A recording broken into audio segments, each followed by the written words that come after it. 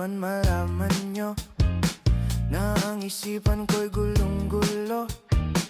Nagtatanong kung susundan ko siya dahil ang puso ko ay nabihag niya.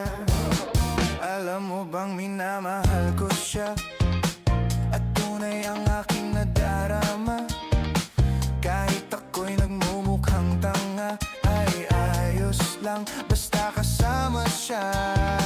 Kahit sabihin